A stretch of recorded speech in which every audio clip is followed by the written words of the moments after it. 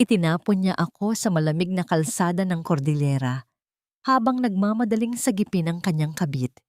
Ito ang kabayaran sa 7 taong pagpapakamartir ko kay Ricardo. Ang akala niya, tinapos na niya ang isang hamak na asawa. Ngunit hindi niya alam, ang gabing iyon ang wawasak sa kanyang imperyo. Babangon ako mula sa putikan bilang pinakamatinding bangungot ng kanyang buhay. Handa na ba siyang lumuhod sa reyna na kanyang sinira? Bumaba ka na. Huwag kang pabigat dito.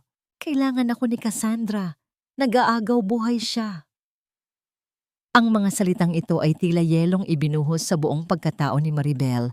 Nakaupo siya sa passenger seat ng marangyang sasakyan, habang ang kanyang 2 kamay na nanlalamig ay mahigpit na nakayakap sa isang asul na thermos. Sa loob nito ay ang mainit na sabaw ng manok na niluto niya simula pa 4:00 ng madaling araw. Ginawa niya iyon upang may higupin ang kanyang asawa laban sa napakalamig na klima ng mga bundok ng Cordillera. Ngunit bago pa man niya maiabot ang pagmamahal na yon, isang malakas na pagtulak ang natanggap niya mula kay Ricardo. Walang pag-aalinlangang iniunat ng lalaki ang kanyang braso, binuksan ang pinto sa gilid ni Maribel at tinulak ang balikat ng kanyang asawa. Ang matalim at napakalamig na hangin ng kabundukan ay agad na pumasok, humampas sa manipis na damit ni Maribel. Bumagsak ang mga paa niya sa maputik na gilid ng kalsada. Sa sobrang pagkabigla at panginginig, dulas na kumawala ang thermos mula sa kanyang namamanhid na mga daliri. Gumulong ang lalagyan sa basang aspalto hanggang sa bumukas ang takip nito. Ang mainit at masustansyang sabaw na maingat niyang pinakuluan ay umagos lamang sa putikan, unti-unting nilalamon ng malamig na tubig ulan. Hindi pa man siya nakakabawi ng hininga. Umugong na ang makina ng mamahaling sasakyan. Walang paglingon, walang kahit anong bakas ng pag-aalinlangan. Mabilis na pinaharurot ni Ricardo ang sasakyan papalayo. Pinanood ni Maribel ang mapupulang ilaw ng sasakyan hanggang sa tuluyan itong lamunin ng kakapalan ng hamog at dilim ng gabi. Naiwan siyang nakatayo roon, mag-isa sa gitna ng walang kapatawarang lamig ng kabundukan. Hindi siya sumigaw. Wala ring luhang pumatak sa kanyang mga mata. Ang uri ng sakit na nararamdaman niya ngayon ay hindi na idaing. Tila ba may basag na salamin na nakabara sa kanyang lalamunan na bawat paglunok ay nagiiwan ng malalim na sugat sa kanyang dibdib. Isang hikbing walang tinig ang yumanig sa kanyang mga balikat. Unti-unting bumuhos ang malakas na ulan, hinahagupit ang kanyang muka at binabasa ang kanyang buhok. Niyakap ni Maribel ang kanyang sarili upang humanap ng kahit katiting na init. Sa pagyakap niyang yon, naramdaman ng kanyang mga nanginginig na daliri ang magaspang na balat sa kanyang kanang braso. Ang peklat ng paso na yon ay nakuha niya noong nagpa-part-time siya sa isang murang karinderya. Nagtrabaho siya roon ng walang pahinga, tiniis ang init ng mantika at pagod ng katawan upang may maipakain sa asawang nangangarap maging sikat na direktor. Kasabay ng paghaplos sa lumang peklat ay ang pagbabalik ng isang napakapait na alaala. Naalala niya ang araw na isinangla niya ang kaisa-isang gintong kwintas na pamana pa ng kanyang yumaong ina. Iyon lamang ang tanging kayamanan niya, ngunit ibinigay niya ito nang walang pag-iimbot upang maibili si Ricardo ng una nitong video camera. Ibinigay niya ang lahat ng sa kanya upang buuin ang pangarap ng lalaki. At ngayon, ginamit ng lalaking iyon ang tagumpay na pinaghirapan nilang dalawa upang itapon siya sa gilid ng kalsada para lamang sagipin ang isang babaeng noon pa man ay palihim na nitong kinakasama. Paano nangyaring ang taong binuo ko ng buong pagmamahal ay siya ring wawasak sa akin ng walang awang natitira? Ang katanungang ito ay paulit-ulit na umaalingaw-ngaw sa kanyang isipan, tila martilyong dumudurog sa kanyang natitirang katinuan. Unti-unting nawalan ng lakas ang kanyang mga tuhod. Bumagsak siya sa malamig at basang putikan, tuluyan ng sumusuko sa pagod ng kanyang katawan at sa bigat ng pagkakanulo. Unti-unting nagdidilim ang kanyang paningin. Ngunit bago pa man pumikit ang kanyang mga mata, Isang malakas at nakakabulag na liwanag mula sa magkakasunod na malalaking sasakyan ang biglang humawi sa hamog at ang mga ilaw nito ay tumama ng direkta sa kanyang nakalugmok na katawan. Mula sa nakakabulag na liwanag, huminto ang isang mahabang itim na sasakyan ilang hakbang lamang mula sa nakalugmok na katawan ni Maribel. Bumukas ang pinto at mabilis na bumaba ang isang matangkad na lalaki. Walang pag-aalintana, sa putik na dumidikit sa kanyang makintab na sapatos, patakbo siyang lumapit. Si Mateo, ang kanyang nakatatandang kapatid na huling nakita niya 7 taon na ang nakalilipas. Bago niya tinalikuran ang kanyang tunay na mundo para sa isang pangakong nauwi sa wala. Maingat at puno ng pag-aalala, hinubad ni Mateo ang kanyang mamahaling coat at mahigpit itong ibinalot sa nanginginig at malamig na katawan ng kanyang kapatid. Binuhat niya ito na parang isang napakahalagang kayamanan na muntik nang mawala ng tuluyan. Ang malamig na simoy ng hangin sa kabundukan ay napalitan ng banayad at nakakapasong init mula sa isang malaking fireplace. Dahan-dahang iminulat ni Maribel ang kanyang mga mata. Wala na siya sa gitna ng unos at putikan. Nakahiga siya sa isang malambot na kamang may sutlang kumot, sa loob ng isang malawak at marangyang silid na pamilyar sa kanyang mga alaala. Sa gilid ng kama, nakayuko ang 2 kasambahay na nakasuot ng malinis na uniforme. Nang makitang gising na siya, sabay silang yumukod at gumalang sa kanilang senyorita. Pumasok si Mateo sa silid, may dalang isang maliit na palanggana ng maligamgam na tubig at isang malinis na tuwalya. Umupo siya sa gilid ng kama, walang salita. Dahan-dahan niyang pinunasan ang mga natuyong putik sa pisngi ni Maribel. Ang kanyang mga mata ay nag-uumapaw sa sakit at pag-ibig ng isang kuya na matagal na naghintay, na nagpipigil ng galit sa kung sino man ang gumawa nito sa kanyang kapatid. Matapos linisin ang mukha ni Maribel, kinuha ni Mateo ang isang pamilyar na folder mula sa mesa at inilapag ito sa paanan ng dalaga. Ito ang testamento ng kanilang yumaong ama. Isang kontrata na nag-uutos kay Maribel na mamuhay bilang isang pangkaraniwang tao sa loob ng 5 taon nang walang kahit anong tulong mula sa yaman ng pamilya. Ito ang tanging paraan upang patunayan ng ama na karapat-dapat siyang magmana sa kalahati ng kanilang imperyo at hindi siya magiging bulag sa pag-ibig. Ang napagkasundoang panahon ay natapos na kagabi. Ang mismong gabi kung kailan siya itinapon tulad ng isang basura ng lalaking pinili niyang samahan sa kanyang paghihirap. Inalalaya ni Mateo si Maribel na tumayo at naglakad sila patungo sa isang malaking salamin na may gintong kwadro. Tinitigan ni Maribel ang kanyang sarili. Nakita niya ang isang babaeng pinatanda ng sakripisyo, may mga kalyo sa kamay at may lubos na pagod sa mga mata. Isang babaeng nagtiis ng gutom at pang-aalipusta upang itaas ang antas ng isang lalaking walang utang na loob. Isang mapait na ngiti ang sumilay sa kanyang mga labi. Ibinigay niya ang kanyang kaluluwa, ang kanyang oras at ang kanyang kabataan para sa isang pag-ibig na isa palang malaking panlilinlang. Sa gitna ng kanyang malalim na pagmumuni-muni, umilaw ang screen ng kanyang lumang telepono na iniligtas ni Mateo mula sa kanyang basang bag. Isang abiso ang dumating. Kinuha ito ni Maribel. Isa itong mensahe mula sa bangko para sa credit card na siya mismo ang naghuhulog buwan-buwan mula sa kanyang pagtitinda ng pagkain. Nanlaki ang mga mata ni Maribel nang basahin ang nilalaman ng mensahe. Katatapos lamang gamitin ni Ricardo ang kanyang kaisa-isang natitirang ipon upang magbayad para sa isang mamahaling executive suite sa pinakasikat na hotel sa lungsod. Ginamit ng kanyang asawa ang sarili niyang dugo at pawis upang bigyan ng isang maluhong gabi ang kabit nitong si Cassandra. Sa loob ng isang nagliliwanag at marangyang silid, ng pinakasikat na hotel sa syudad. Umaapaw ang bango ng alak at halakhak na tila nanunuya sa kalungkutan ng gabi. Nakaupo si Cassandra sa gilid ng malambot na kama. Hawak ang isang baso ng mamahaling wine at walang kahit anong bakas ng panghihina sa kanyang katawan.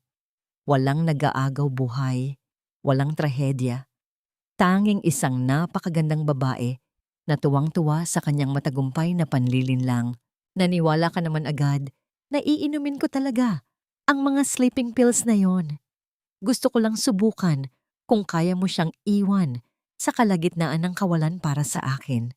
Nakangiting wika ni Cassandra habang pinaglalaruan ng baso ng alak sa kanyang mga daliri. Lumapit si Ricardo at marahang hinaplos ang mahaba at maayos na buhok ng kanyang kabit. Wala siyang naramdamang galit sa pagsisinungaling nito. Bagkus ay ginamit pa niya ang pagkakataon upang linlangin ang kanyang sariling konsensya. You know you're my only muse, Cassandra. Si Maribel? Wala siyang naiintindihan sa sining ko. Nakakaya siyang iharap sa mga tao sa industriya. Masyadong probinsyana at baduy. Pabigat na lang siya sa pag-angat ng karir ko. Ikaw ang nababagay sa isang sikat na direktor na tulad ko. Ang kanilang matamis at makasariling usapan ay naputol lamang nang umilaw ang screen ng telepono ni Ricardo kasabay ng paggalaw nito sa ibabaw ng salamin na mesa. Isang tawag mula sa istasyon ng pulisya sa Cordillera. Ipinaalam ng awtoridad na may natagpuan silang asul na thermos at mga bakas ng pagkadulas sa gilid ng bangin kung saan niya huling ibinaba ang kanyang asawa.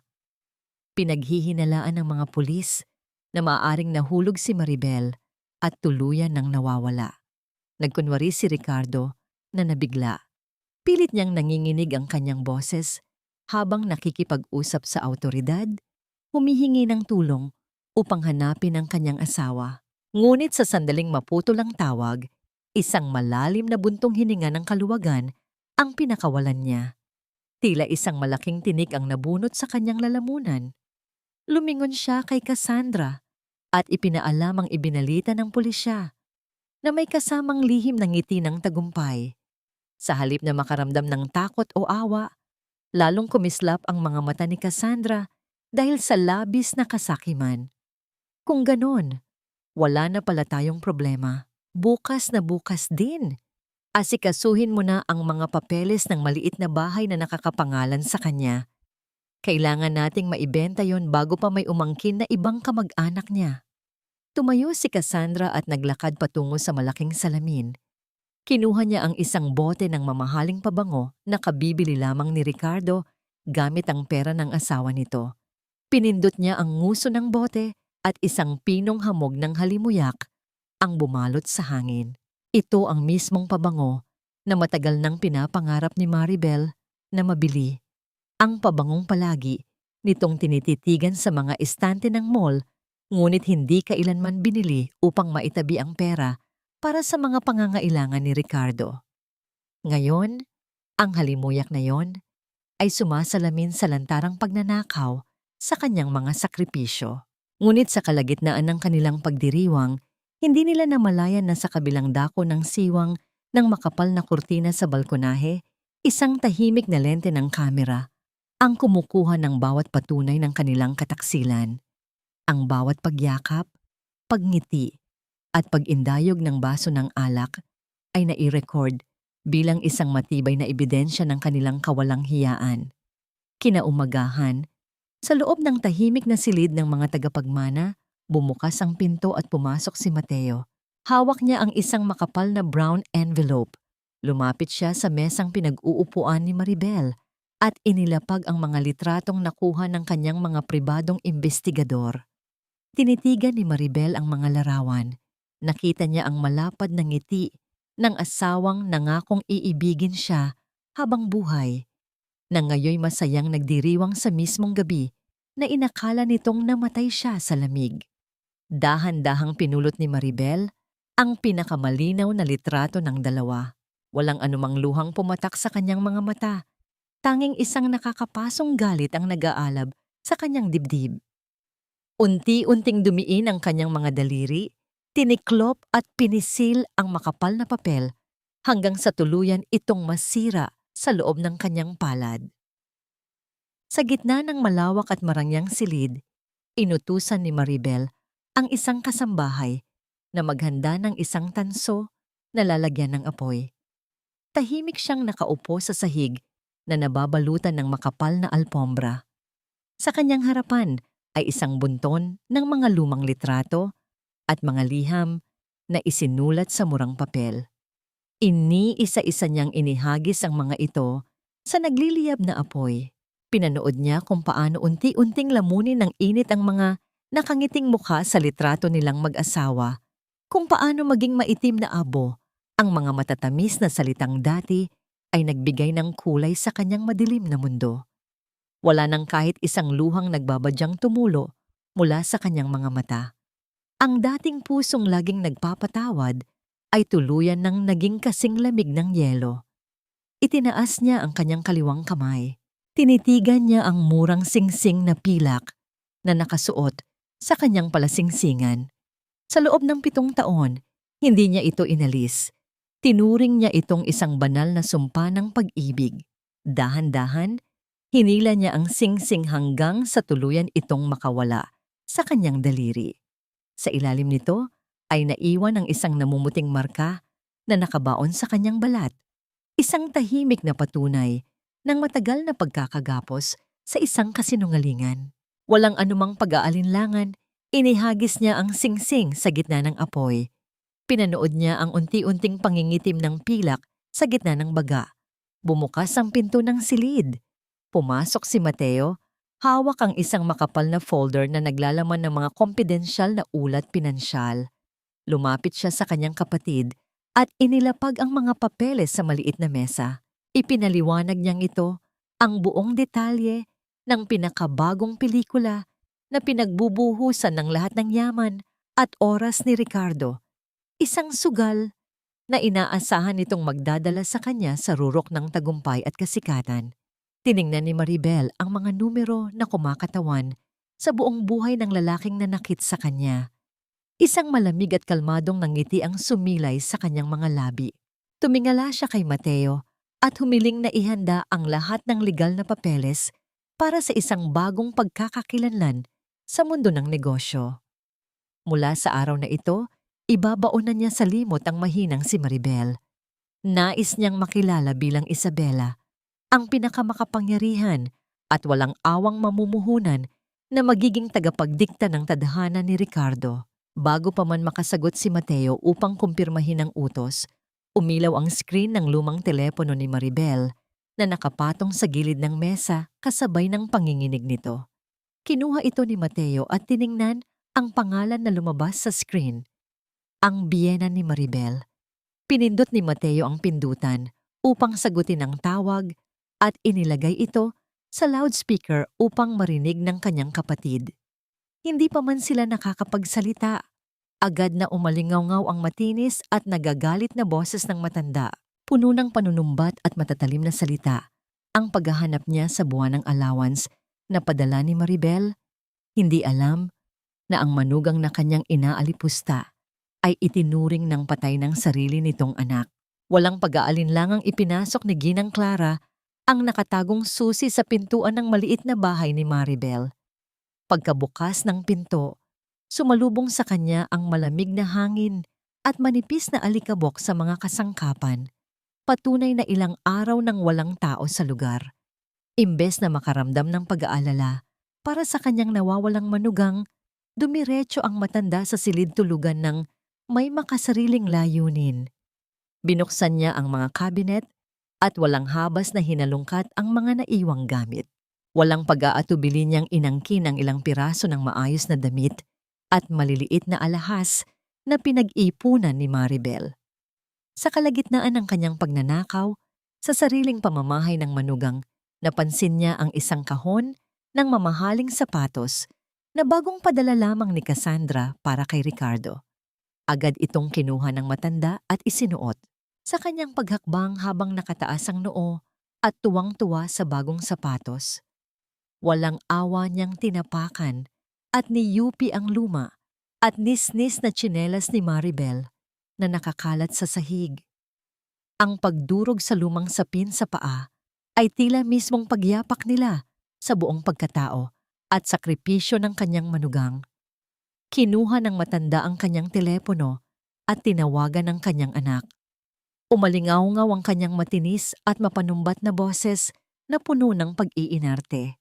Sinumbatan niya si Ricardo kung bakit ang lamig-lamig ng bahay, walang nakahaing pagkain, at higit sa lahat, kung nasaan ang padalang allowance ni Maribel para sa buwan na ito. Sumagot si Ricardo mula sa kabilang linya. Ginagamit ang kanyang pinakamagaling na pag-arte upang takpan ang sariling kasalanan. Sa isang malamig na tono, sinabi niyang huwag na nitong hanapin si Maribel dahil sumama na raw ito sa ibang lalaki.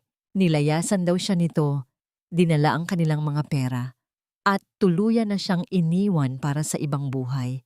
Lalo pang nag-init ang ulo ng matanda. Naniwala siya agad nang walang kahit anong pagtatanong o pag-aalinlangan. Ibinuhos niya ang lahat ng masasakit na salita laban sa manugang. Sumpa niya, napakalandi at walang utang na loob ng babaeng iyon na matapos daw bigyan ng magandang pangalan bilang asawa ng isang sikat na direktor ay ganoon pa ang igaganti sa kanilang pamilya. Ipinagmalaki pa ng matanda na mabuti na lamang at nawala na ang linta sa buhay ng kanyang matagumpay na anak. Sa kanyang patuloy na paghahalungkat pagkatapos ng tawag, may nakapukaw sa atensyon ni Ginang Clara. Isang makapal na bankbook na nakapangalan kay Maribel ang sadyang nakaipit sa ilalim ng mga una ng kama. Binuksan niya ito at nanlaki ang kanyang mga mata nang makita ang napakalaking halaga ng salaping nakadeposito roon. Hindi niya alam na isa itong pain na maingat na inilatag ni Mateo. Walang inaksayang oras ang matanda, mabilis siyang nagtungo sa bangko dala ang bankbook upang angkinin ang yaman na nakita.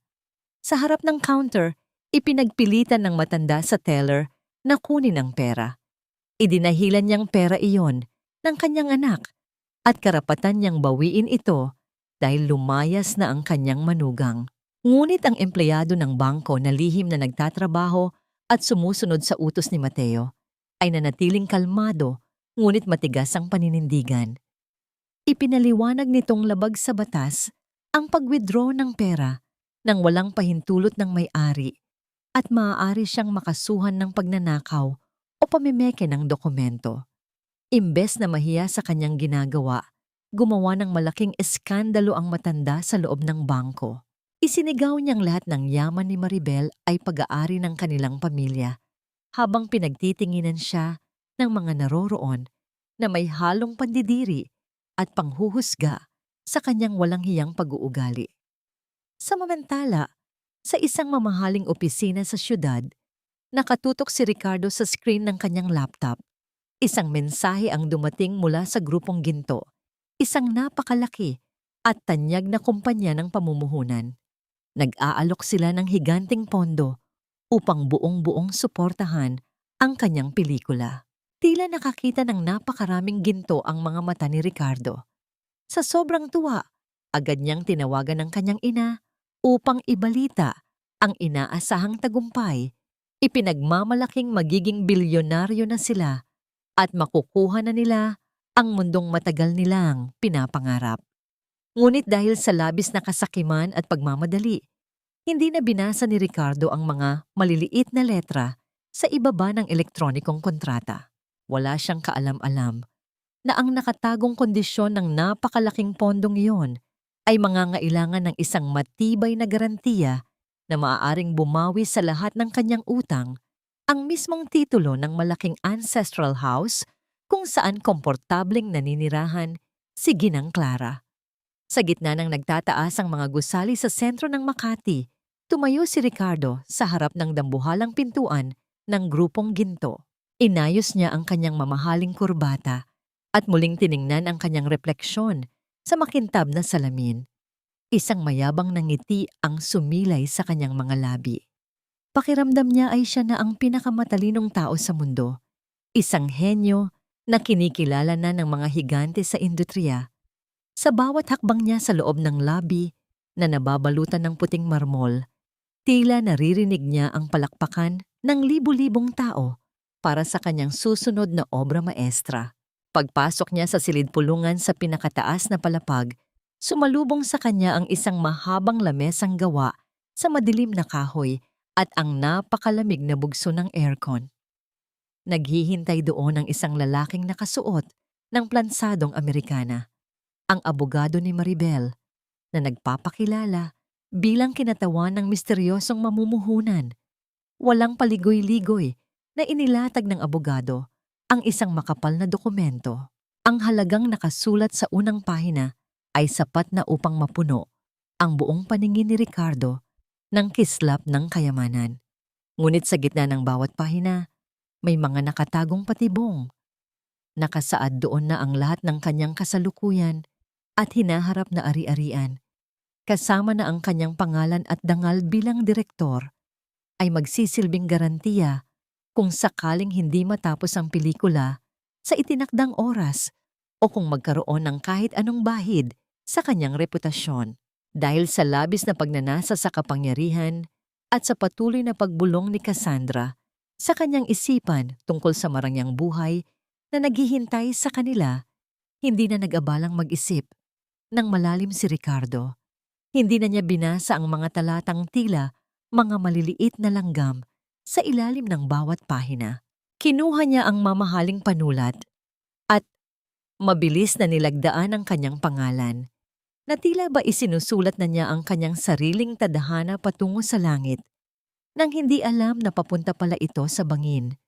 Sa kabilang dako ng silid, may isang malaking salamin na tila dekorasyon lamang, ngunit sa katunayan ay isang lihim na bintana. Sa loob ng madilim na silid sa likod nito, nakaupo si Maribel sa isang malambot na silyang balat. Tahimik niyang pinapanood ang bawat galaw ni Ricardo. Marahang iniangat ni Maribel ang isang tasa ng mainit na tsa. Ang halimuyak nito ay humahalo sa katahimikan ng silid. Nakita niya ang tawa ni Ricardo, ang kislap ng kasakiman sa mga mata nito, at ang mapanlinlang na ngiti na dati ay lubos niyang minahal. Ngunit ngayon, ang tanging nararamdaman niya ay ang malamig na kasiyahan ng isang mangangaso na nakitang tuluyan nang pumasok ang biktima sa loob ng kulungan. Marahang ibinaba ni Maribel ang tasa sa platito na lumikha ng isang mahina at malinaw na tunog sa gitna ng katahimikan. Tumingin siya sa kanyang kapatid na si Mateo na nakatayo sa tabi niya. Isang seryosong tango ang ibinigay ni Mateo sa abogado sa kabilang silid. Dahan-dahang kinuha ng abogado ang nilagdaang dokumento at inayos ito sa loob ng kanyang folder. Tumingin siya nang diretso sa mga mata ni Ricardo na may kasamang isang pilit at pormal na ngiti. Ipinaalam niya na may isang espesyal na kahilingan ang kanilang nakatataas na pinuno, si Isabela. Upang matiyak daw ang tagumpay ng proyekto, kailangang palitan ang kasalukuyang babaeng bida ng pelikula. Ang utos ay malinaw at walang pasubali. Kailangang alisin si Cassandra sa produksyon at palitan siya ng isang bagong mukha na pipiliin mismo ng kumpanya. Ang nangiti sa mukha ni Ricardo ay biglang napawi na tila ba isang kandilang mabilis na hinipan ng malakas na hangin. Naiwan siyang nakatulala, hindi makapaniwala sa unang hagupit ng kanyang pinasok na kasunduan. Puno ng tensyon ang bawat sulok ng marangyang kondo ni Ricardo nang ihatid niya ang balita kay Cassandra. Hindi pa man siya natatapos magsalita. Isang porselanang plorera na nasa ibabaw ng lamesa ang mabilis na hinablot ni Cassandra at buong lakas na itinapon sa sahig. Nagkadurog-durog ang mga piraso ng mamahaling plorera sa paanan ni Ricardo. Ang mga pira-pirasong kristal ay kumalat sa buong paligid. Sumasalamin sa nagbabagang galit sa mga mata ng babae. Ano? Pagkatapos ng lahat ng ipinangako mo sa akin, Ricardo? Ako ang dahilan kung bakit mo iniwan ang basurang asawa mo. Tapos ngayon, tatanggalin mo ako sa sarili mong pelikula. Ang boses ni Cassandra ay matinis at puno ng panunumbat. Ang kanyang mukha na dati ay puno ng tamis ay nabalot na ngayon ng pangungutya. Lumapit si Ricardo. Pilit na hinahawakan ang mga balikat ni Cassandra upang pakalmahin ito. Sinubukan niyang gamitin ang kanyang nakasanayang pananalita, ang mapanlinlang na pangako na palagi niyang ginagawa upang makuha ang gusto niya. Please, Cassandra, makinig ka muna. Intindihin mo ang sitwasyon. Isang pansamantalang sakripisyo lang ito para sa ating dalawa. Kapag nakuha ko na ang bilyon-bilyong pondo mula sa grupong ginto, mas malaking pelikula ang ibibigay ko sa iyo. Magiging reyna ka ng buong industriya. Pangako yan. Ngunit hindi na tumalab ang mga mabulaklak na salita ni Ricardo. Marahas na tinabig ni Cassandra ang mga kamay ng direktor. Huwag mo akong mag-gaslight, Ricardo. Kilala kita. Mas mahalaga sa iyo ang ambisyon mo kaysa sa kahit sino. Akala mo ba hindi ko alam? Noong iniwan mo si Maribel sa gitna ng sapa, hindi dahil sa mahal mo ako, kundi dahil akala mo ay ako ang magiging susi mo sa tagumpay. Pero tingnan mo ang sarili mo ngayon. Nagmamakaawa ka sa isang investor na hindi mo man lang nakikita ang muka.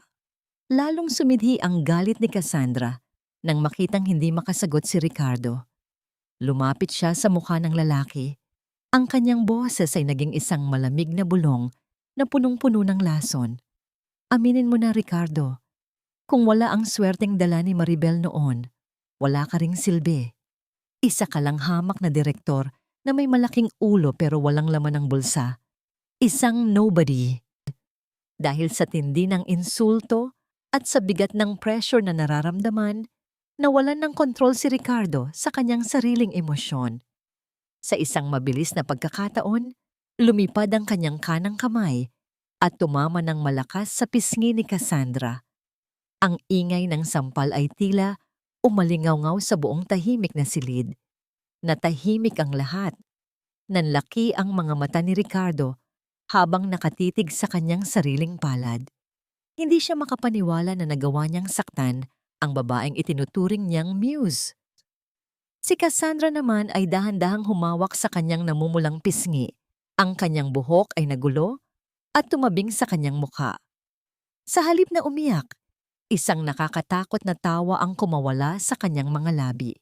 Tinitigan niya si Ricardo nang may halong pandidiri at puot.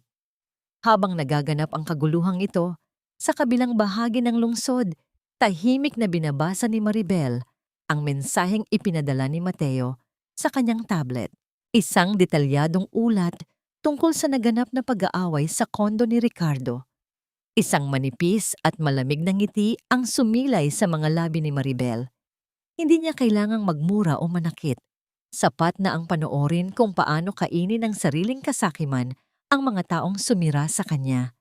Sa gitna ng desperasyon, bawat araw na lumilipas ay tila isang lubid na unti-unting humihigpit sa leeg ni Ricardo.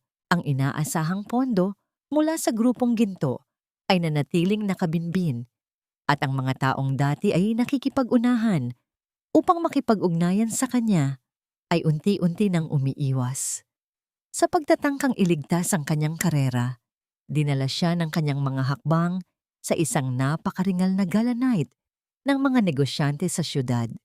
Ang mga ilaw ng kristal na chandelier ay tila nanunuya sa kanyang balisa at pawisang mukha habang pilit siyang nakikihalubilo sa mga maimpluwensyang panauhin.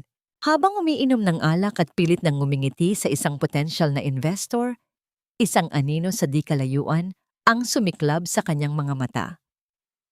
Isang babaeng nakasuot ng pulang-pulang damit, ang kulay na hindi kailanman sinuot ni Maribel noong sila ay nagsasama pa. Ngunit ang tindig, ang taas ng noo, at ang kislap ng mga hikaw ay nagpatigil sa kanyang paghinga. Ang pabango nito ay humalo sa hangin. Ang banayad na amoy ng jasmine na tila bumabalot sa kanyang mga alaala. Sa isang iglap, bumilis ang tibok ng kanyang dibdib. Ang nakaraan ay mabilis na humampas sa kanyang isipan na tila baha. Hindi siya nagdalawang isip at mabilis na tinahak ang direksyon kung saan lumiko ang babae. Ang tunog ng kanyang sapatos na humahampas sa makintab na sahig ay bumabangga sa malalawak na pasilyo ng bulwagan. Tinawag niya ang pangalan ni Maribel habang ang boses ay nanginginig. sa halo-halong takot at pagtataka.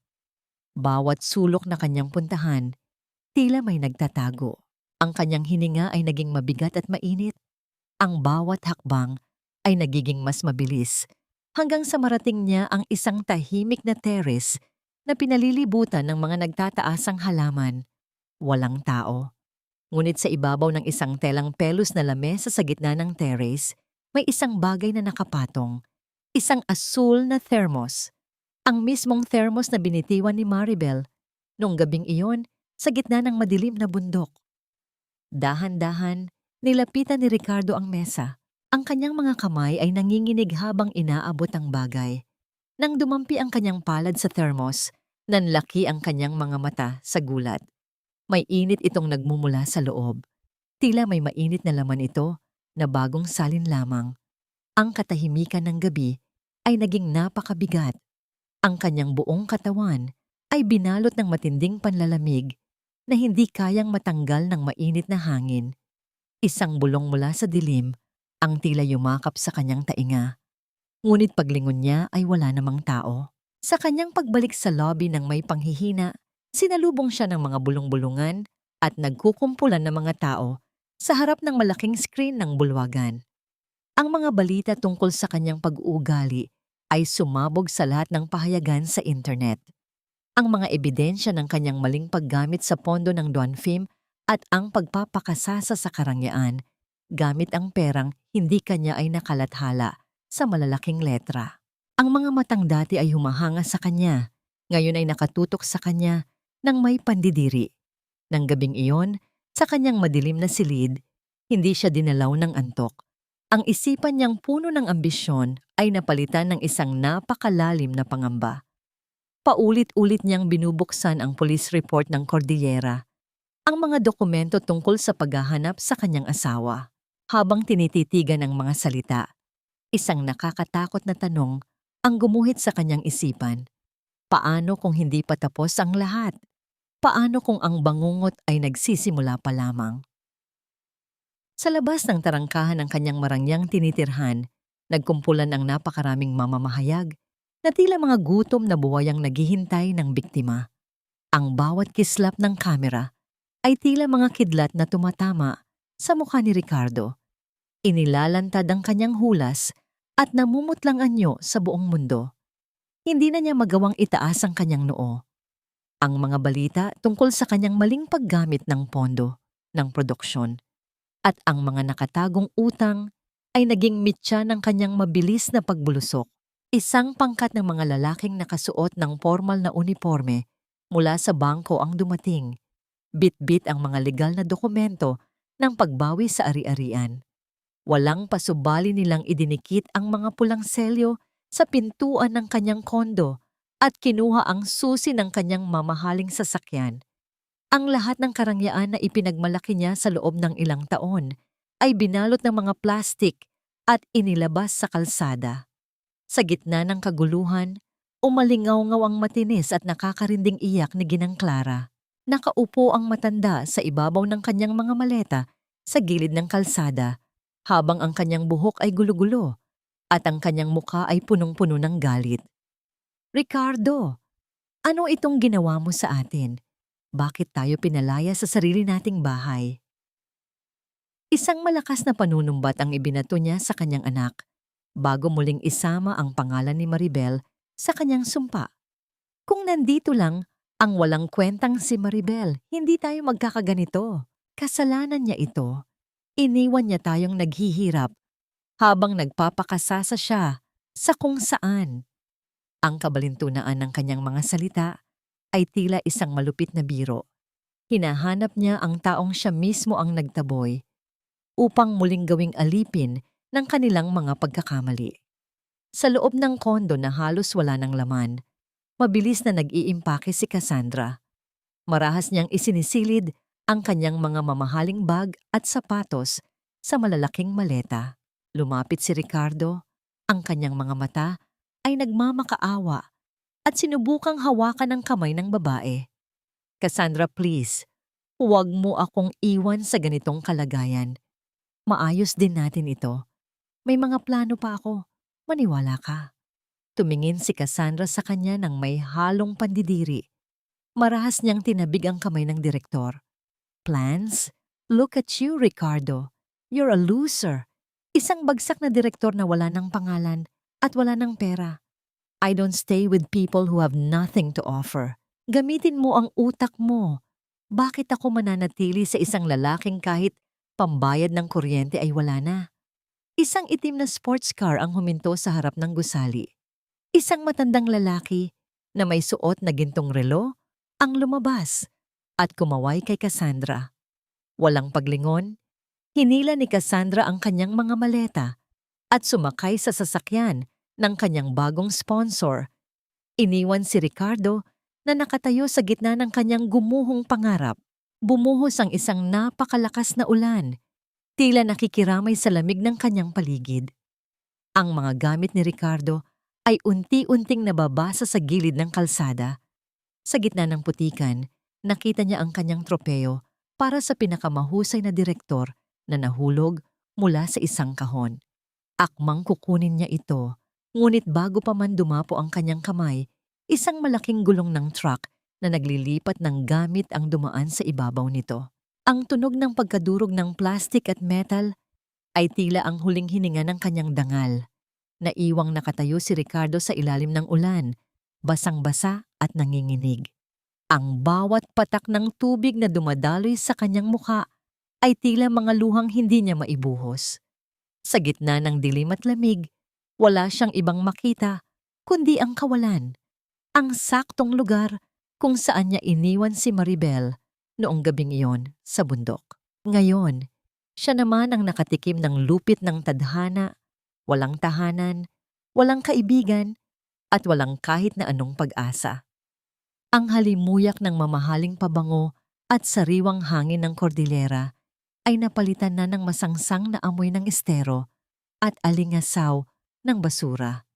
Sa loob ng isang maliit at madilim na paupahan, sa gilid ng riles ng tren, nakaupo si Ricardo sa isang sirang silya habang ang pawis ay gumagapang sa kanyang likod dahil sa tindi ng banas. Wala na ang kislap ng kanyang mga mata.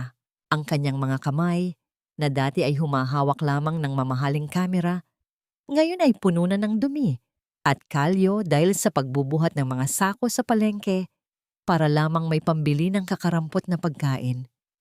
Sa sulok ng silid, hindi tumitigil ang boses ni Ginang Clara. Nakahiga ang matanda sa isang manipis na banig. Walang tigil sa pagdaing tungkol sa pananakit ng kanyang katawan at sa dumi ng kanilang paligid. Ricardo, hindi ko na kaya rito. Kailan ba tayo makakabalik sa dati nating buhay? Kasalanan ito ng Maribel na yon. Kung hindi siya umalis, may magsisilbi sa akin dito. May magluluto at maglalaba para sa atin. Ang bawat salita ng kanyang ina ay tila mga latay sa likod ni Ricardo na nagpapaalala sa kanya na ang tanging taong nagmahal sa kanila ng totoo ay ang taong mismong itinapon nila sa bangin. Sinubukan ni Ricardo na bumalik sa mga dati niyang kakilala sa industriya ng pelikula.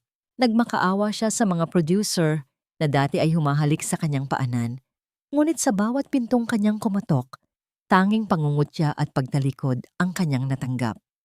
Ang balita tungkol sa kanyang paglustay ng pondo at ang usap-usapan tungkol sa pagkawala ng kanyang asawa ay naging isang itim na marka na hinding-hindi na mabubura.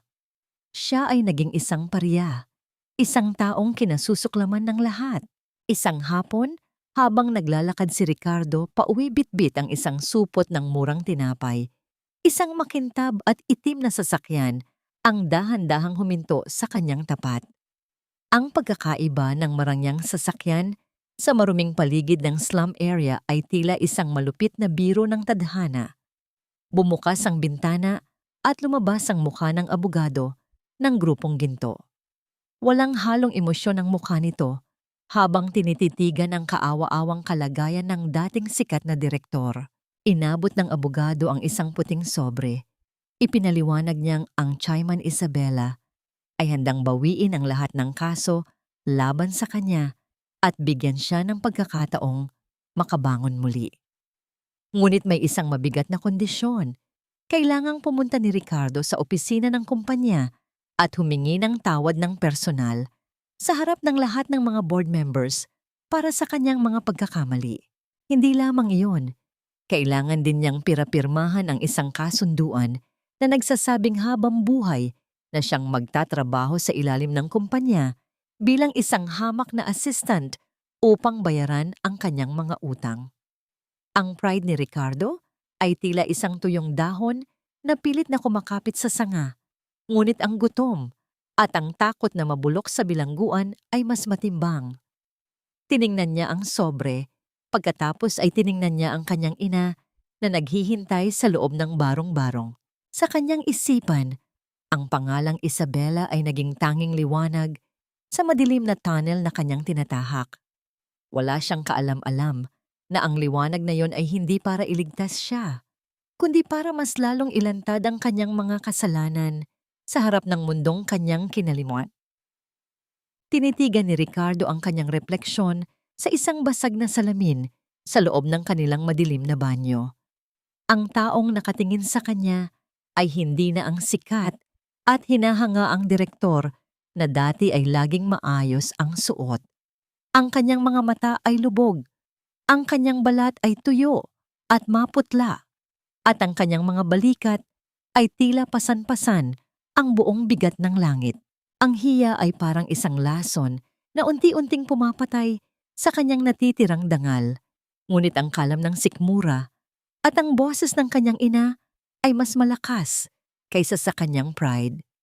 Mula sa labas ng banyo, narinig niya ang kalantog ng mga lumang kagamitan habang naghahanap si Ginang Clara ng maisusuot ng kanyang anak. Ayusin mo ang sarili mo, Ricardo.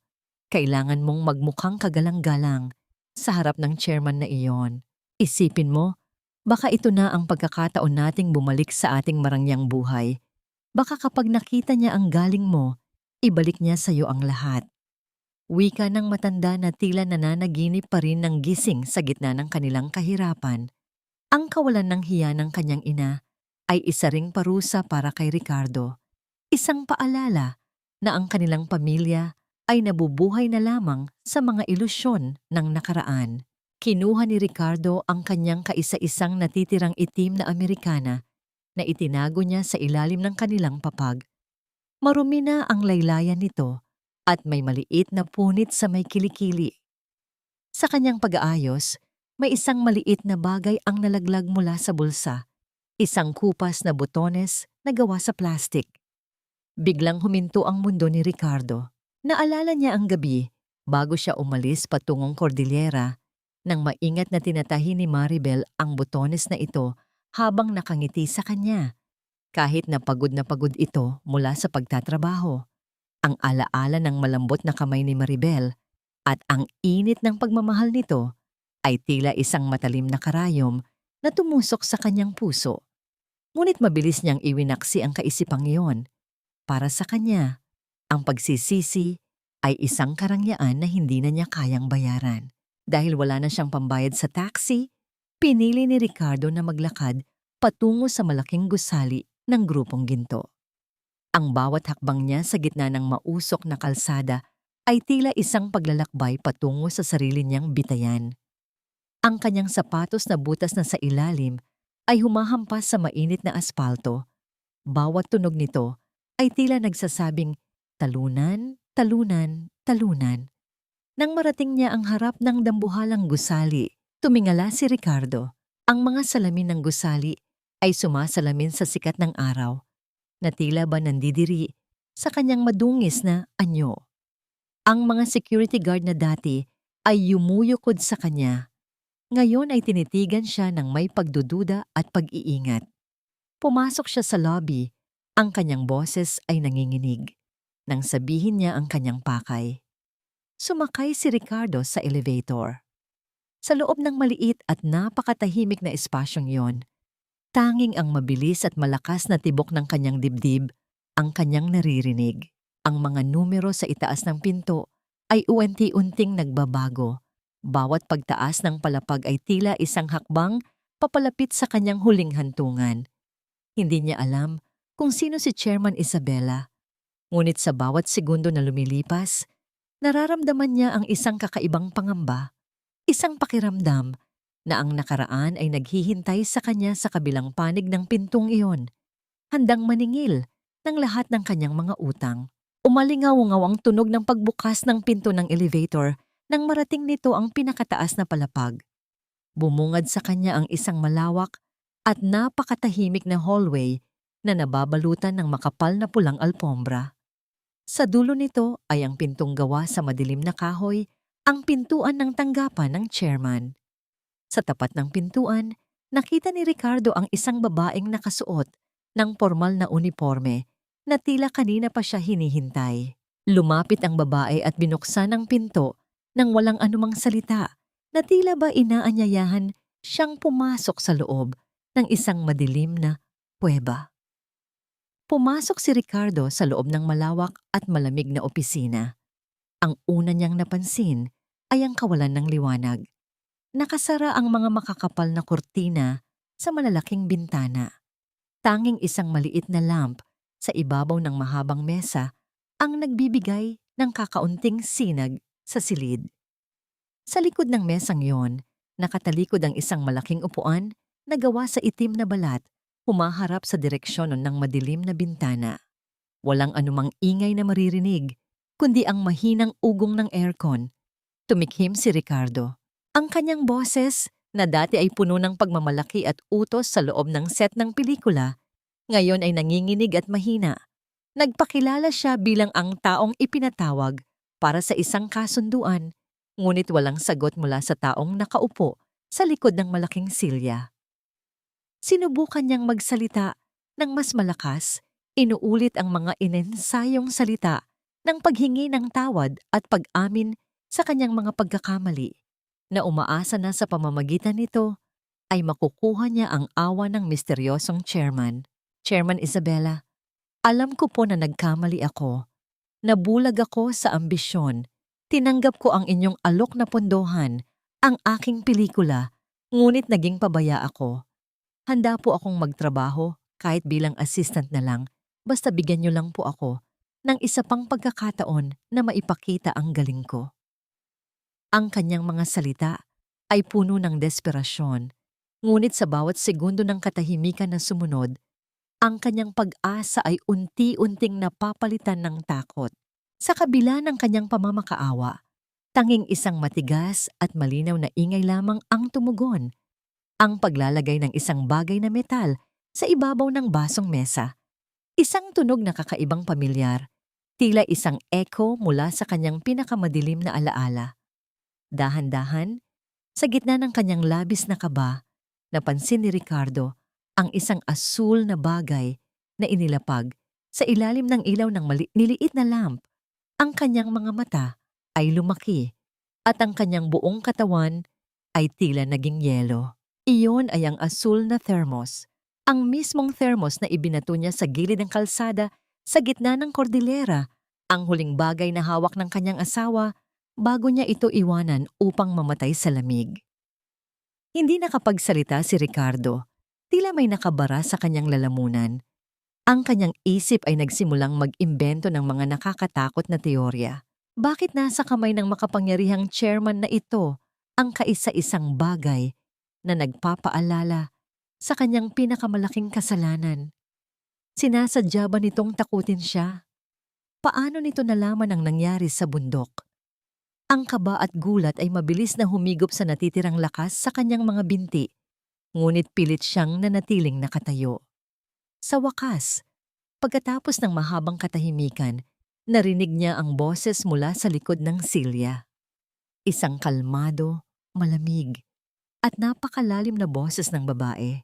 Hindi na ito ang malambot at mahinhing tono na nakasanayan niyang marinig noong siya ay sinusuyo at pinagsisilbihan, kundi isang tinig ng kapangyarihan na tila may kakayahang utusan ang tadhana. Matagal na kitang hinihintay, Ricardo. Ang malaking silyang itim ay unti-unting umikot paharap. Napako ang paningin ni Ricardo sa mukha ng babaeng nakaupo roon. Ang kanyang buong mundo, ang kanyang lahat ng paniniwala tungkol sa kayamanan at kapangyarihan ay gumuho sa isang iglap. Ang hangin sa loob ng silid ay tila naglaho at pakiramdam niya ay isa na lamang siyang insekto na nakatingala sa isang di matibag na pader ng bato. Tuluyang humarap ang malaking silya at nagpakita ang mukha ng babaeng kumukontrol sa buong buhay at kinabukasan ni Ricardo. Ang inaasahan niyang makitang isang matandang negosyante o isang estrangherong bilyonaryo ay napalitan ng isang mukhang napakapamilyar, ngunit sa parehong pagkakataon ay napakalayo. Nakasuot ang babae ng isang puti at formal na kasuotan na nagpapakita ng walang kaparis na kapangyarihan at awtoridad. Ang kanyang buhok ay maayos na nakatali. Ang kanyang mga mata ay matatalim na parang mga patalim. At ang kanyang tindig ay nag-uumapaw ng kumpiyansa. Bumagsak ang panga ni Ricardo. Ang kanyang mga tuhod ay nanghina na tila ba tinanggalan ng mga buto. Hindi siya makapaniwala. Ang babaeng nasa harap niya ay walang iba kundi si Maribel. Ang asawang inakala niyang namatay na sa gitna ng malamig at madilim na bundok ng Cordillera. Ang asawang itinuring niyang isang pabigat at isang probinsyana na walang kaalam-alam sa mundo ng sining at kayamanan. Ngayon, siya ay nakaupo sa trono ng kapangyarihan habang si Ricardo ay isang marumi at nagmamakaawang talunan na nakatayo sa kanyang harapan. Maribel? Paanong naging ikaw, si Chairman Isabela? Ang boses ni Ricardo ay isang basag na tinig, puno ng takot at pagkalito. Hindi na niya maitago ang matinding pagkabigla na dumurog sa lahat ng kanyang nalalabing pagmamalaki. Marahang ipinikit ni Maribel ang kanyang mga mata, isang malamig na ngiti ang namutawi sa kanyang mga labi bago muling tumitig sa kanyang dating asawa. Inilapit niya ang asul na thermos sa kanyang harapan. Dahan-dahang pinagmasdan ang bawat gasgas na naiwan dito nang ibato ito sa gilid ng kalsada. Matagal na panahon akong nagpakamartir, Ricardo. Wika ni Maribel nang may kalmado ngunit napakabigat na tono. Tiniis ko ang lahat ng pag-aalipusta ninyo ng nanay mo. Tiniis ko ang mga gabing wala ka dahil kasama mo ang kabit mo, dahil naniwala ako na ang pag-ibig ay nangangailangan ng sakripisyo. Ipinagpalit ko ang aking totoong buhay, ang pamana ng aking pamilya, para lamang maging isang mapagmahal na asawa sa isang lalaking walang utang na loob. Tumayo si Maribel mula sa kanyang silya. Naglakad ng mabagal papalapit sa nanginginig na si Ricardo. Ang bawat hakbang niya ay tila pag-ukit ng katarungan sa sahig ng silid. Ipinaliwanag niya kung paano natapos ang kanyang 5 taong pagsubok upang manahin ang imperyo ng pamilya noong mismong gabing iyon, noong itinapon siya sa bundok. Ipinakita niya kung paano niya binili ang kumpanyang nagbigay ng pondo kay Ricardo, at kung paano niya mismo binalangkas ang patibong upang ubusin ang lahat ng ari-arian at dangal nito nang hindi niya inilalantad ang kanyang sarili. Hindi kita sinira, Ricardo. Sinira mo ang sarili mo. Ang kasakiman at ambisyon mo ang naglagay ng lubid sa iyong leeg. Ako lamang ang nagtulak ng silyang tuntungan mo. Dahil sa tindi ng hiya at takot, na baka tuluyan na siyang makulong, walang hiyang lumuhod si Ricardo sa sahig. Gumapang siya patungo sa paanan ni Maribel at sinubukan niyang yakapin ang laylayan ng damit nito. Tuloy-tuloy na tumulo ang luha at pawis mula sa kanyang mukha habang siya ay umiiyak at nagmamakaawa. Maribel, patawarin mo ako. Naging tanga ako. Nabulag ako kay Cassandra at sa pera. Mahal pa rin kita, Maribel. Tayo pa rin naman ang mag-asawa, 'di ba? Patawarin mo ako. Ibalik mo lang ako sa dati kong posisyon at hindi ko na uulitin ang pagkakamali ko. Isang mabilis at marahas na pag-atras ang ginawa ni Maribel. Ang kanyang mga mata ay nanlilisik sa puot at pandidiri sa kahinaan ng lalaking nakaluhod. Pag-ibig? Ang lakas ng loob mong gamitin ang salitang yan. Matapos mong bayaran ang kwarto ng kabit mo, gamit ang perang kinita ko mula sa pagpapawis sa tabi ng mainit na kawali? Ang lakas ng loob mong sabihin na, mahal mo ako matapos mong itapon ang asul na thermos na ito na ginawa ko ng may pagmamahal habang nag-aagaw buhay ako sa lamig. Ang katahimikan na sumunod ay nakakabingi. Wala nang ibang narinig kundi ang paghikbi ni Ricardo na ngayoy mas mukha pang basahan kaysa sa isang tao. Ang reyna ay tuluyan ng bumalik at ang huling hatol ay malapit ng bumagsak. Tinitigan ni Maribel ang lalaking nakadapa sa kanyang harapan, umiiyak at yumayakap sa kanyang sapatos na parang isang asong nagmamakaawa. Wala siyang naramdamang awa, wala ring naramdamang pagmamahal na dating umuugnay sa kanilang dalawa. Tanging isang napakalamig na pagtanggap sa katotohanang ang taong inilaanan niya ng 7 taon ng kanyang buhay ay hindi kailanman naging karapat-dapat sa kahit isang patak ng kanyang luha. "Huwag mong dungisan ang damit ko," utos niya. Ang boses ay tila yelong humihiwa sa hangin. Sa isang mabilis na pag-atras, tinanggal niya ang kanyang paa mula sa pagkakahawak ni Ricardo. Muling tiningala ni Ricardo ang kanyang dating asawa. Ang kanyang muka ay basang-basa ng luha at uhog. "Maribel, parang awa mo na. Kung ayaw mo na sakin, isipin mo na lang si Mama. Matanda na siya, may sakit. Nakatira kami sa isang maruming squatter ngayon. Hindi ba't naging mabuti siyang biyenan sa'yo noon? Iligtas mo man lang siya." Ginamit niya ang huling alas na inakala niyang tatalab ang likas na pagiging mapagmalasakit ni Maribel. Ngunit sa halip na lumambot, isang malamig na tawa ang kumawala kay Maribel. Lumapit siya sa kanyang mesa, kinuha ang isang makapal na folder at buong lakas na inihagis ito sa harapan ni Ricardo. Nagkalat sa sahig ang mga kopya ng bank statement at mga litrato. "Mabuting biyanan," pangungutya ni Maribel. "Tingnan mo yan, Ricardo. Iyan ang mga patunay na habang nagpapanggap kayong walang pera, ang nanay mo ay walang habas na ninanakaw ang mga ipon ko mula sa sarili kong bangko. Pati ang luma kong tsinelas ay tinapakan niya para isuot ang sapatos na binili mo para sa kabit mo. Ang pamilya ninyo ay isang pugad ng mga linta na walang ibang ginawa kundi sipsipin ang buhay ko." Natigilan si Ricardo. Wala na siyang maisagot. Ang lahat ng kanyang kasinungalingan, pati na ang kasinungalingan ng kanyang ina, ay nakalantad sa maliliwanag na ilaw ng opisina. "Binigyan kita ng pagkakataon." Patuloy ni Maribel, ang kanyang boses ay bumalik sa isang kalmado, ngunit napakabigat na tono. "Kung noong gabing iyon sa bundok ay nagpakita ka ng kahit kaunting pag-aalala, kung pinili mo ang asawa mo kaysa sa ambisyon mo, malamang ay magkasama nating tinatamasa ang imperyong ito ngayon. Pero pinili mong maging walang utang na loob. Ibinenta mo ang kaluluwa mo para sa pekeng pagmamahal ni Cassandra." Bumukas ang malaking pinto ng opisina. Pumasok si Mateo, kasunod ang 2 matipunong gwardya. Tumango siya sa kanyang kapatid, isang seryosong senyales na tapos na ang panahon ng pakikipag-usap. Lumapit ang mga gwardya at marahas na hinawakan ang mga braso ni Ricardo. Pilit siyang itinatayo mula sa pagkaluhod. "Teka, anong gagawin ninyo sa akin? Maribel, huwag!" Sigaw ni Ricardo, nagpupumiglas habang hinihila siya palabas. Humalukip-kip si Maribel at tiningnan siya ng may huling hatol.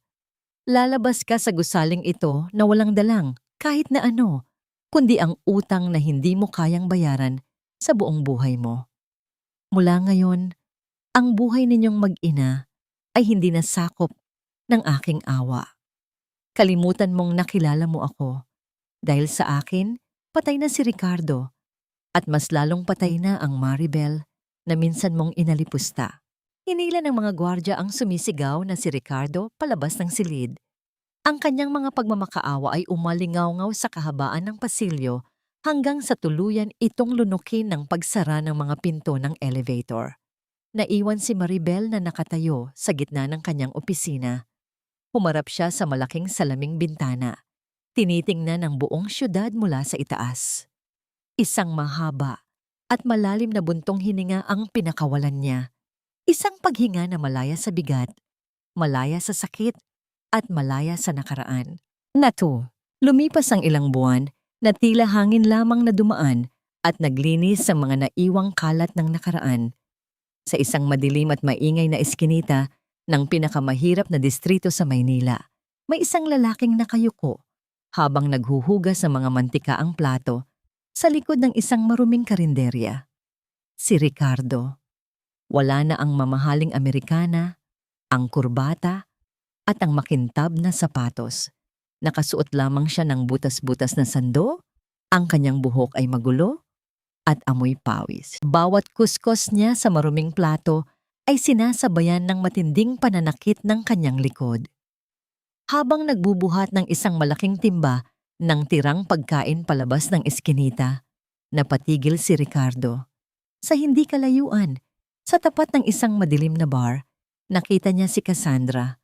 Nakasuot ang babae ng napakaikling damit ngunit wala na itong ningning. Hinihila siya sa buhok ng isang mataba at lasing na lalaki. Sinasampal at pinagmumura dahil sa pangungupit ng pera. Umiiyak si Cassandra at nagmamakaawa sa mga taong dumadaan, ngunit walang pumapansin sa kanya. Nagkatinginan sila ni Ricardo. Isang segundo ng matinding hiya at pagkaawa sa sarili ang dumaan sa mga mata ng dalawa. Ngunit imbes na tumulong, yumuko si Ricardo. Binuhat ang kanyang timba at mabilis na naglakad papalayo pabalik sa kanyang madilim na mundo. Wala siyang lakas, wala siyang dangal, at lalong wala siyang kakayahang magligtas ng iba dahil siya mismo ay nalulunod sa sarili niyang putikan. Sa parehong oras, sa isang malamig at mapayapang umaga sa kabundukan ng Cordillera, nagising si Maribel sa huni ng mga ibon. Ang makapal na hamog na dati ay simbolo ng kanyang kalungkutan ay unti-unti nang hinahawi ng ginintuang sikat ng araw. Nakasuot siya ng isang simpleng puting damit na yari sa pinong linen. Naglalakad sa malawak na hardin ng kanilang bagong ipinatayong pampamilyang rest house. Wala na ang mga peklat ng pagod sa kanyang mukha. Pinalitan ito ng isang maaliwalas na ngiti na nagmumula sa kapayapaan ng kanyang puso. Lumabas si Mateo mula sa balkonahe, may dalang-dalawang tasa ng mainit na kape. Inabot niya ang isa kay Maribel at humawak sa balikat nito. Isang tahimik na pagpapakita ng suporta ng isang kuya. Inilatag ni Mateo sa maliit na mesa ang isang bagong proyekto ng Grupong Ginto. Isang malaking pondo na nakalaan para sa pagpapatayo ng mga sentro ng kalinga para sa mga babaeng biktima ng pang-aabuso at pagtataksil. Ito ang naging bagong misyon ni Maribel. Gagamitin niya ang kanyang kapangyarihan at karanasan upang siguraduhin na walang ibang babae ang maiiwan sa lamig at dilim na tulad ng naranasan niya. Kinuha ni Maribel ang pen at walang pag-aalinlangang nilagdaan ang dokumento. Pagkatapos ay humigop siya ng kape, ninamnam ang init nito. Tumingala siya sa malawak at asul na kalangitan. Ang mga ulap ay dahan-dahang gumagalaw, malaya at walang anumang bigat. Hindi na siya ang ibong nakakulong sa hawla ng kasinungalingan. Siya na ngayon ang phoenix na muling nabuhay mula sa sarili niyang mga abo. Mas matapang, mas matatag, at handang lumipad ng mas mataas pa kaysa Rasimas Tambataa. Sa balkonahe ng kanilang ancestral house sa Benguet, dahan-dahang inilapag ni Maribel ang asul na thermos sa ibabaw ng lamesang kahoy. Hindi na ito ang simbolo ng kanyang paghihirap o ng malamig na gabing itinapon siya sa kalsada. Ngayon, isa na lamang itong lumang kagamitan, isang paalala ng babaeng dati ay handang ibigay ang lahat para sa maling tao. Tiningnan niya ang kanyang mga palad. Wala na ang panginginig, wala na ang lamig. Ang tanging nararamdaman niya ay ang init ng sikat ng araw na dahan-dahang gumagapang sa kanyang balat. Marami ang nagtatanong kung napatawad na ba niya si Ricardo. Sa kanyang muling pag-iisa, sa gitna ng katahimikan ng mga bundok, napagtanto ni Maribel na ang tunay na kapatawaran ay hindi nangangahulugan ng pagbabalik sa dati. Hindi niya kailangang tanggapin muli ang taong sumira sa kanya upang masabing malaya na siya.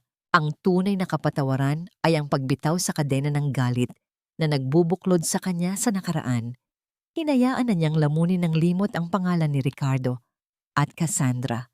Ang hindi na pag-iisip sa kanila, ang hindi na pagkirot ng dibdib sa tuwing maaalala ang kanilang mga mukha. Iyon ang kanyang naging tagumpay. Ang katahimikan ng kanyang isipan ang pinakamagandang regalo na naibigay niya sa kanyang sarili. Nahanap na ba niya ang tunay na kapayapaan? Habang pinapanood niya ang kanyang kapatid na si Mateo na nakikipaglaro sa mga aso sa malawak na damuhan, alam ni Maribel na narito na siya sa kanyang hantungan. Ang kapayapaan ay hindi matatagpuan sa dami ng ginto o sa taas ng posisyon sa kumpanya, kundi sa piling ng mga taong tunay na nagpapahalaga sa iyo nang walang hinihintay na kapalit. Nahanap niya ang katahimikan sa pagtulong sa ibang mga kababaihan na dati ay tulad niyang nakayuko at sugatan. Sa bawat ngiti ng mga batang natutulungan ng kanyang foundation, nararamdaman niya ang unti-unting paghilom ng kanyang sariling mga sugat. Ang kwentong ito ay isang paalala na ang bawat pagkadapa ay simula lamang ng isang mas matatag na pagbangon. Ang tunay na kayamanan ng isang tao ay hindi nasusukat sa ningning ng kanyang alahas, kundi sa tibay ng kanyang paninindigan at sa lalim ng kanyang utang na loob sa mga taong naging tapat sa kanya. Ang pag-ibig na sumisira ay hindi tunay na pag-ibig. Ang tunay na pagmamahal ay nagpapatatag, nag-iingat, at higit sa lahat, nagbibigay ng dangal. Huwag matakot na iwanan ang dilim ng kahapon dahil sa kabilang panig ng bundok, laging may naghihintay na bagong umaga. Sa huling pagkakataon, hinaplos ni Maribel ang gilid ng asul na thermos bago ito tuluyang ipinasok sa loob ng isang glass cabinet bilang isang relic ng nakaraan. Tumalikod siya at naglakad patungo sa loob ng bahay kung saan naghihintay ang kanyang pamilya at ang masayang tawanan. Ang hangin ng Cordillera ay yumakap sa kanya ng may init at pagmamahal. Tila bumubulong na, tapos na ang lahat ng unos. Ang reyna ay hindi na muling luluha para sa mga taong hindi karapat-dapat. Malaya na siya, maligaya na siya, at sa wakas, siya ay buo na muli.